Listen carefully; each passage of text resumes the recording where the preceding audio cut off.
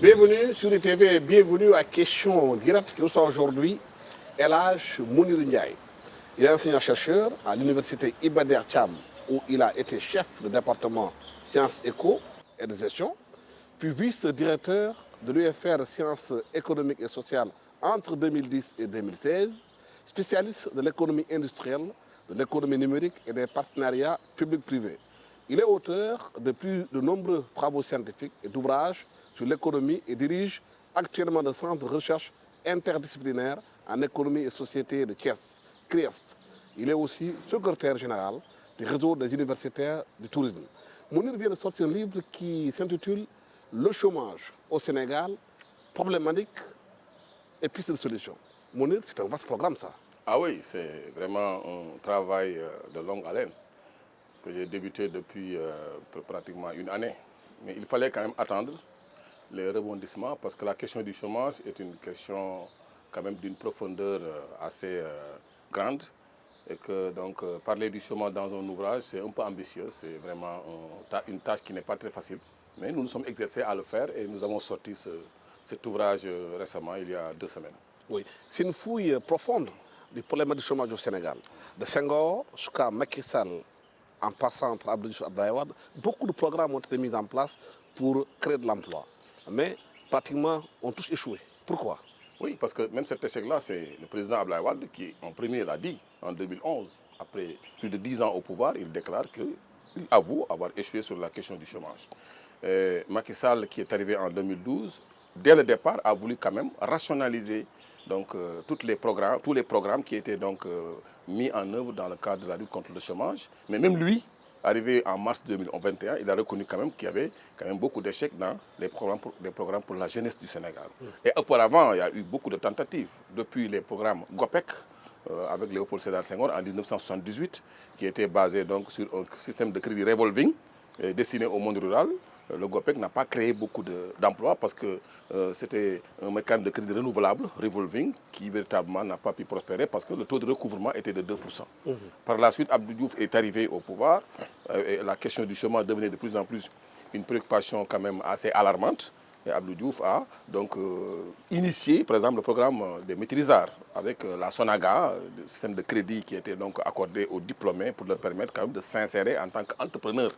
Mais Abdou Diouf était quand même assailli par une contradiction parce qu'en même temps, il devait exécuter les plans d'ajustement structurel à l'époque. Et les plans d'ajustement structurel, comme vous le voyez, ceci a généré, comme l'a reconnu le professeur Matar Diouf, que je salue au passage, a généré quand même 20 000 pertes d'emplois. Donc, en termes de création nette d'emplois, donc les programmes qui étaient lancés par Abdou Diouf ont été quand même, les pertes d'emplois, elles l'emportaient beaucoup sur la création d'emplois. Ce qui fait qu'arrivé en 2000, quand Abdoulaye Wade prenait le pouvoir, donc la question du chômage était restée entière. Abdou Diouf même, quand Abdoulaye Wade, quand il est arrivé au pouvoir, vous vous rappelez de son fameux slogan « Avez-vous des emplois ?» les jeunes levaient la main, et ainsi de suite. Son parti démocratique sénégalais sonnait plutôt pour partie de la demande sociale. On se rappelle de tout cela. Mais malheureusement, jusqu'à présent, la politique de l'emploi n'a pas donné de résultats parce qu'effectivement, comme vous pouvez le constater, il y a eu plus d'arrivées de demandeurs d'emploi sur le marché du travail que d'emplois créés, qui ne dépassaient pas 50 000 emplois par année. Alors qu'aujourd'hui, par exemple, il y a environ 300 000 nouveaux demandeurs d'emploi chaque année sur le marché du travail. Mais quelles sont les raisons du fait que tous ces programmes ont échoué? Pourquoi on ne réussit pas à créer de l'emploi au Sénégal? Je pense que c'est des artifices, comme je l'ai dit dans l'ouvrage. C'est juste destiné à apaiser des tensions, à tout simplement faire renaître des espoirs attendrissants dans l'expectative de trouver autre chose. Mais malheureusement, progressivement, autre chose n'a pas été trouvée pour régler la question du chômage. Donc c'était des artifices destinés tout simplement à calmer les gens. Et malheureusement, le clientélisme politique, la querelle autour du pouvoir, le désir de se faire réélire a toujours tout simplement instauré au Sénégal une logique de clientélisme politique. Et jamais au Sénégal, depuis Senghor, les finances publiques du Sénégal et les programmes publics ne se sont accommodés du clientélisme politique. Et jusqu'à présent, c'est ce que nous vivons. Regardez bien ce qui se passe au niveau des programmes. Malgré la grande volonté dégagée par les autorités pour régler la question du chômage à travers la multiplicité des instruments, parce que quand même, il y a une armada de politique, de programmes. Parce que quand vous regardez Abdoulaye Wade, depuis Senghor, les programmes GOPEC, programme Maîtrisard, la création de la SONAGA, de l'AGTIP, la création du FNPJ, du FPE, les fonds de promotion féminine, l'ANEJ, l'OFEJ-BAN, c'est-à-dire l'Office national pour l'insertion des jeunes de la banlieue. Vous avez l'ANAMA pour appuyer les marchands ambulants et le secteur informel. Avec Macky Sall, vous avez de nouveaux instruments. Même si au départ, il y a eu quand même une rationalisation avec la fusion de l'Agence nationale d'appui aux marchands ambulants, du FNPJ et de l'ANEJ qui a donné l'ANPEJ, mais il y avait à côté d'autres instruments qui avaient été créés, tels que le Fonds 6, le Fonds GIP, le Fonds souverain d'investissement stratégique, le Fonds GIP, le Fonds de garantie des investissements prioritaires. Il y avait également la création de la BNDE, la Banque nationale de développement économique. Vous avez également la création de la DER par la suite, l'ANAMA, je veux dire l'ANOMO, l'Agence nationale de la maison de l'outil. Toutes ces armadas, toute cette armada, ces programmes-là n'ont pas pu donner de résultats parce que c'était des artifices. Et que l'ensemble des moyens qui étaient mobilisés pour tout simplement faire fonctionner ces programmes-là étaient largement insuffisants pour tout simplement financer les projets de et tout simplement affronter la question du chômage dans toute sa dimension. Mais est-ce qu'un bilan a été fait pour savoir pourquoi ça n'a pas marché? Et d'ailleurs, vous posez la question de savoir pourquoi ces programmes sont échoués. Parce que les évaluations qui auraient dû être faites préalablement pour lancer d'autres programmes n'ont pas été faites. D'ailleurs, vous constatez avec moi que le PRODAC, par exemple, le programme des domaines agricoles communautaires, que je n'ai pas cité, qui font partie des programmes, l'ANIDA, qui était au départ le plan REVA, qui est devenu ANIDA avec Macky Sall, Agence nationale d'insertion et de développement agricole. L'ANIDA et le PRODAC ont été évalués. Où sont les rapports d'évaluation? Est-ce que quand le président Macky Sall lançait le programme d'urgence Khiyindawi en 2021, c'était basé sur une évaluation de l'ANIDA, du PRODAC et des autres programmes qui avaient été lancés? Donc, ce qui a fait défaut, c'est les évaluations, le suivi, qui aurait permis quand même de faire des rétroactions positives sur les programmes afin de les ajuster pour avoir des résultats. Mais malheureusement, les programmes ont été reproduits d'année en année selon les mêmes mécanismes, selon les mêmes logiques de clientélisme, de népotisme, de malgouvernance qui ont effectivement donné les résultats que nous constatons. Mais est-ce que l'économie sénégalaise, telle que structurée, peut créer des emplois? Ah, effectivement, vous savez, moi j'ai dit pistes de solutions. Bon, il y en a qui vont dire que oui, je suis un peu ambitieux, je suis peut-être, je suis trop ambitieux, prétentieux, mais j'ai dit pistes de solutions, je n'ai pas dit solution. Hein. Il faut que je précise cela. Et je pense que le chômage a une solution.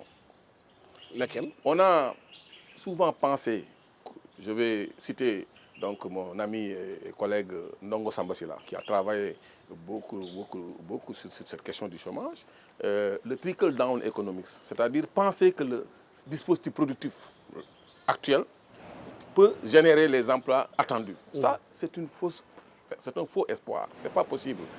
Le PIB n'a pas une teneur suffisante en emploi. Et je l'ai démontré dans l'ouvrage. Par exemple, pour le cas du Sénégal, vous escomptez d'avoir un taux de croissance de 8,8% par exemple en 2024. Et vous voulez avoir un taux de croissance qui dépasse les 10% en 2025.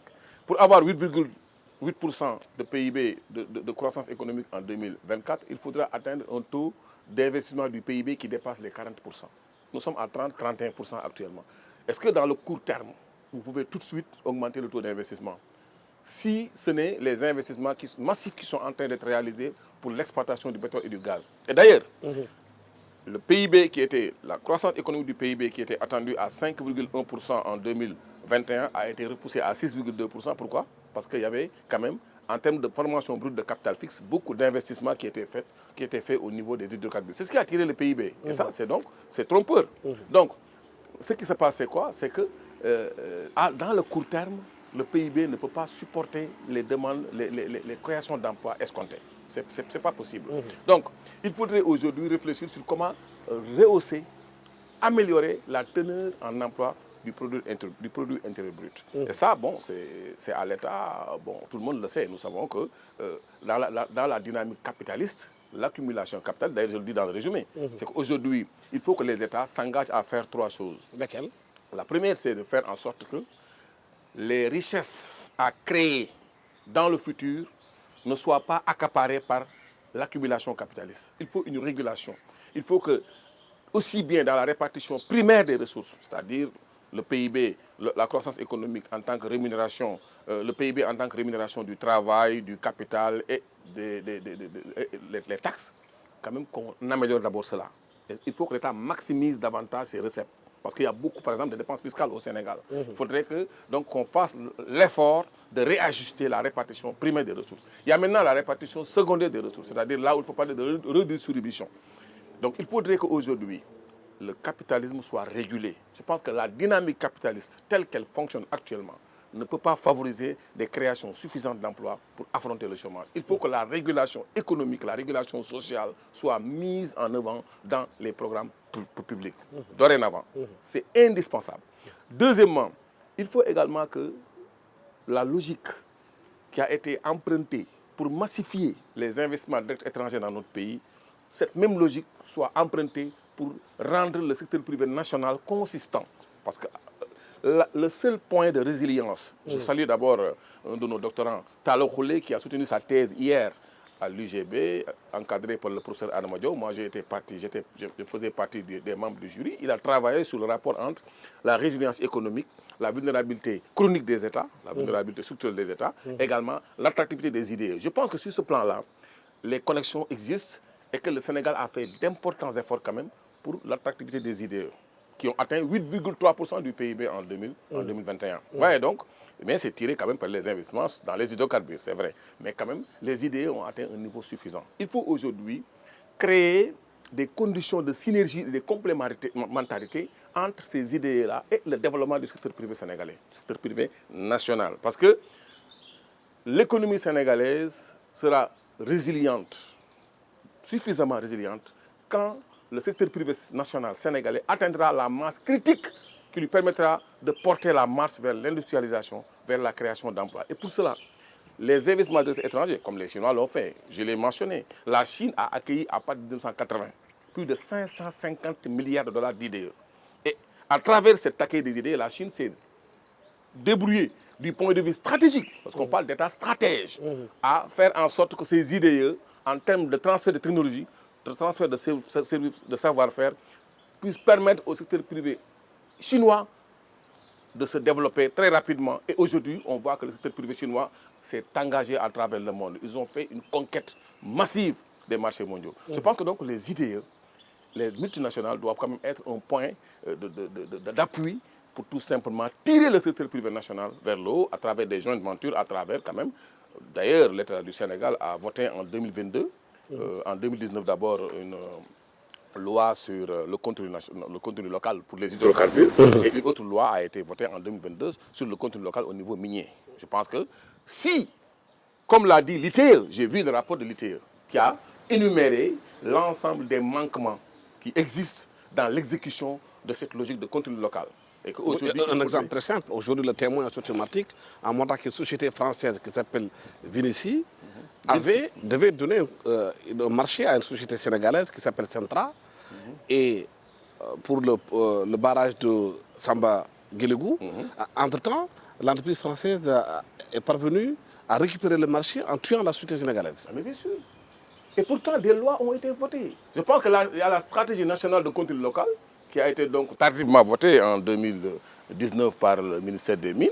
Mais je pense qu'avec ce processus-là, on pourra quand même parvenir dans un futur proche à avoir des résultats si véritablement. Parce que je propose dans l'ouvrage que le prochain président de la République du Sénégal puisse, à partir des structures présidentielles, créer un organe spécifique qui va suivre les législations sur le contenu local et sur le respect des législations du travail. Parce que, par exemple, les jeunes se plaignent du fait qu'il y a trop de sociétés intérimaires, il y a trop de stages non rémunérés. S'il y a des sociétés intérimaires qui arrivent à placer des gens et qu'il y a donc des stages existants, c'est que des emplois peuvent être créés si l'État quand même reste ferme à leur demander de créer ces emplois. Et l'État pourra même adosser à ces créations d'emplois les dépenses fiscales. Oui. On peut dire aux entreprises, ceux qui ne créent pas d'emplois ne peuvent pas bénéficier des dépenses fiscales. Ces dépenses fiscales-là, on y reviendra, il faut les réduire.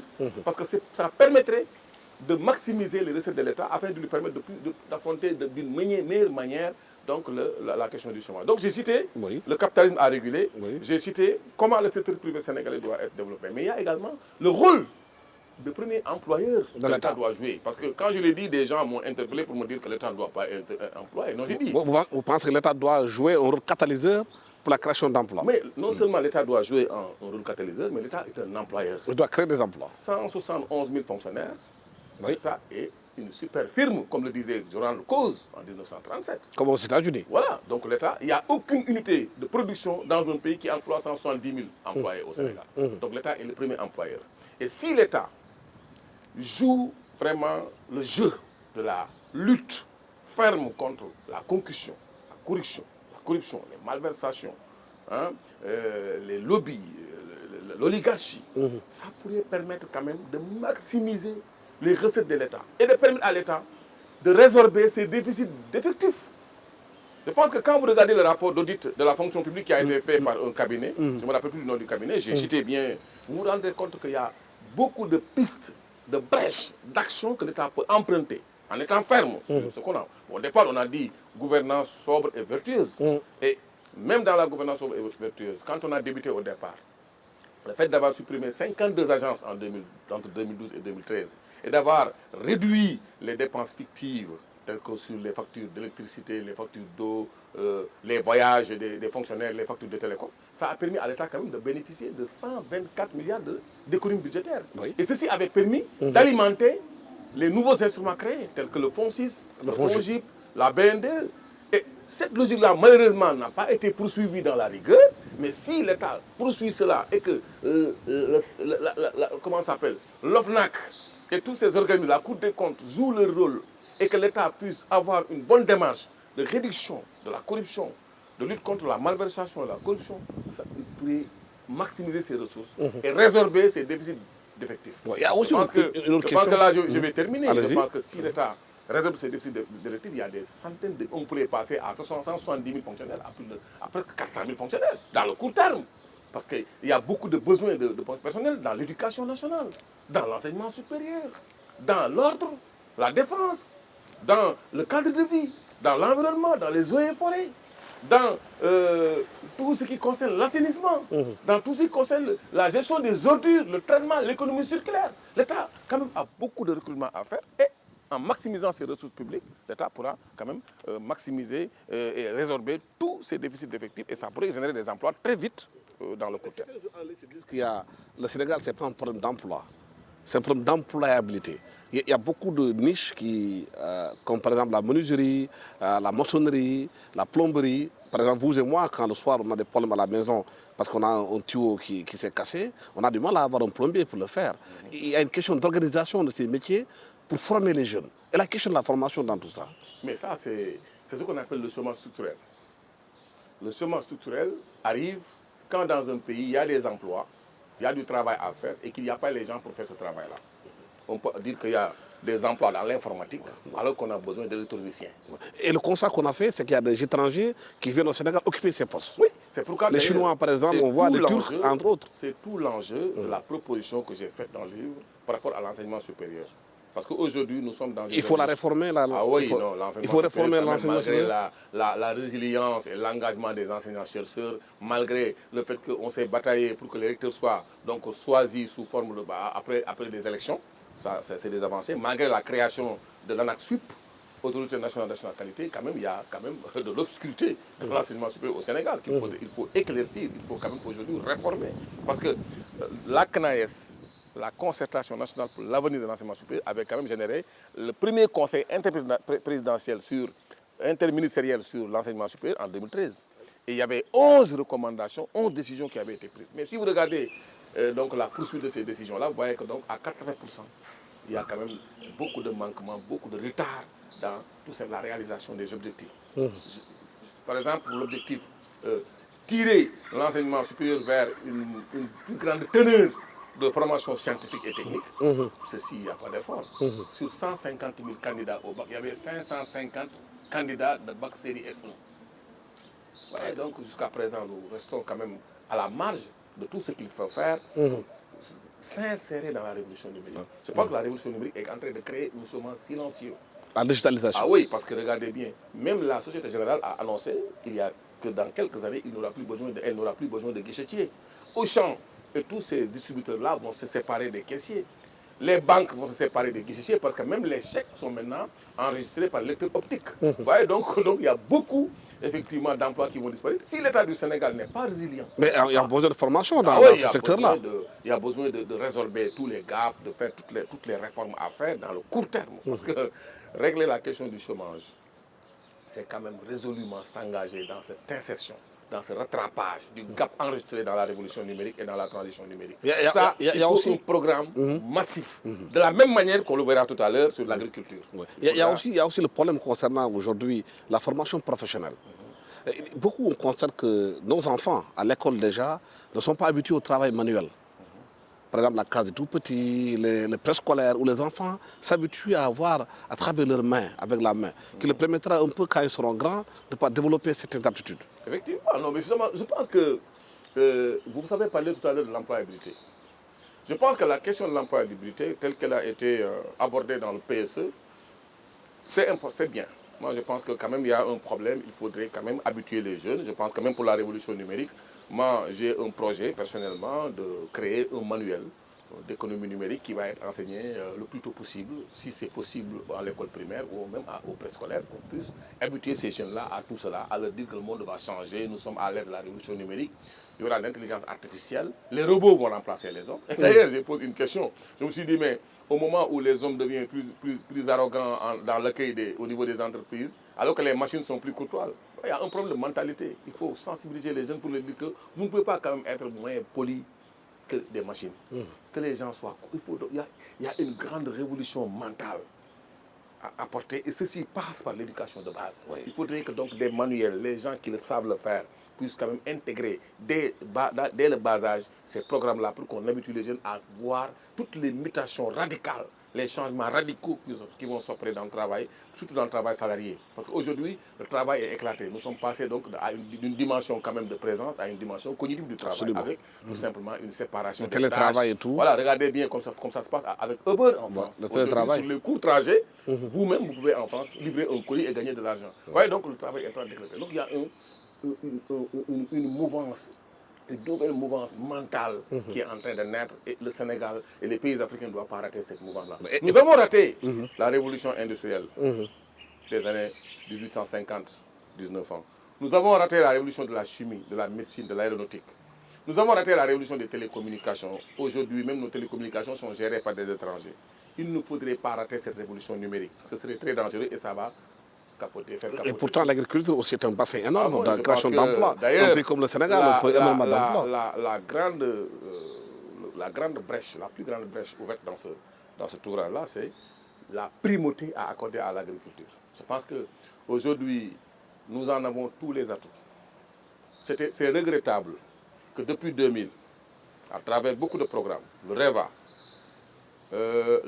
la Guana, le PRACAS, PNIR, le PNIA du moins, Programme national d'investissement agricole, et tous ces programmes, actuellement vous avez la LSPDA, l'aide de politique de développement du secteur et développement agricole.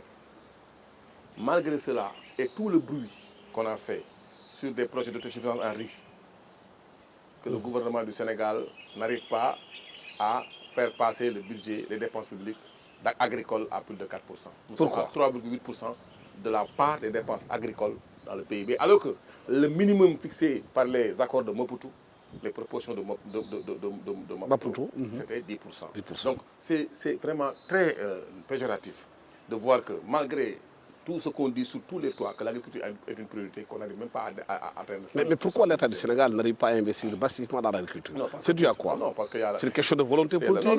Mais c'est les lobbies qui empêchent de le faire? Qu'est-ce que c'est la politique. C'est-à-dire? La politique. Parce qu'aujourd'hui, regardez, comment un État qui ne gère pas de manière optimale ses effectifs. Aujourd'hui, si je vous dis que l'État du Sénégal paye 105 milliards de francs CFA, j'ai discuté, j'ai échangé un peu avec le ministre des Finances, Moussa Faba, que je considère comme le meilleur ministre des Finances quand même, à travers sa maîtrise, parce que c'est son cursus qui fait ça.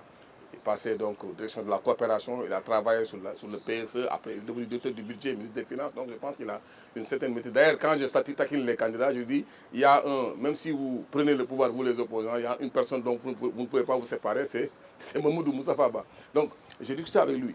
On a discuté sur vraiment le montant atteint par le service de la dette, le montant atteint par les salaires qui sont payés par l'État, c'est 105 milliards par mois de francs CFA. Mais comment un pays comme le Sénégal, qui a 170 000 fonctionnaires, qui paye 105 milliards, peut-il se retrouver à dire qu'il y a un sentiment de manque d'effectifs, un sentiment d'inefficacité au niveau des administrations? Parce qu'il y a une dimension d'optimisation, de rationalisation qu'il doit faire. Ça devrait souffrir quand même pour embaucher le maximum de personnes. Donc il y a des disparités. Le rapport sur le de la fonction publique l'a dit. Il y a des disparités salariales, il y a des sursalaires, il y a beaucoup de problèmes d'ajustement à faire. Je pense que ceux qui ont payé le plus lourd tribut, c'est les enseignants. Les enseignants au Sénégal constituent 70% des effectifs de l'État. Ce qui fait qu'il a été difficile pour l'État de rehausser les salaires à la hausse par rapport aux autres rémunérations. Dans un même corps, vous pouvez voir des disparités énormes en termes de traitement salarial.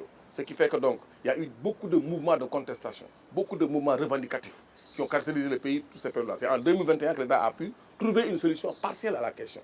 Il y a d'autres choses à faire. Donc je pense qu'il faudrait aujourd'hui que quand même, sur ce plan-là, l'État du Sénégal sache que il y a deux choses. Il y a ce que l'État doit faire sur le plan de la fonction publique, sur le plan de sa rationalisation, sur le plan de la résorption des déficits de personnel qu'il faudrait résorber. Il y a même, j'ai parlé même de la garantie d'emploi, qui est une piste envisageable. Hein? Il y a également l'investissement massif qu'il faut dorénavant faire dans le secteur agricole. Et je peux vous dire une chose. Oui. L'agriculture peut porter plus de 80%, je dis, des besoins d'emploi pour tout simplement réduire drastiquement le chômage dans le pays si l'État joue à lever les principales contraintes. Les principales contraintes, il y a la contrainte d'abord des petites exploitations. 90% de l'agriculture sénégalaise est une agriculture familiale qui n'est pas accompagnée suffisamment malgré les subventions. Il faut mettre en place des coopératives. Il faudrait les organiser, les rendre plus productifs parce que c'est un travail pénible qui utilise une main-d'œuvre qui n'est pas rémunérée. Donc les jeunes désertent les champs et vont aller conduire des motos Jakarta en ville. Il faut les inciter à revenir, qu'on professionnalise l'agriculture familiale, qu'on la rende plus transformatrice, plus tournée vers extravertie, tournée vers l'exportation et vers tout simplement la professionnalisation et la quête de rendement. Pour gagner leur vie. Pour les rendre donc plus significatifs. Donc la première contrainte, c'est la petitesse de leur taille. Il n'y a pas de rendement d'échelle, ce n'est pas productif, ce n'est pas rentable. Ce qui fait que donc c'est une agriculture qui nous fait vivre, mais malheureusement qui ne fait pas rêver ceux qui sont censés donc l'animer. Deuxièmement, c'est la contrainte foncière. J'ai d'abord parlé de la contrainte budgétaire, parce que l'État n'investit pas suffisamment. Foncière.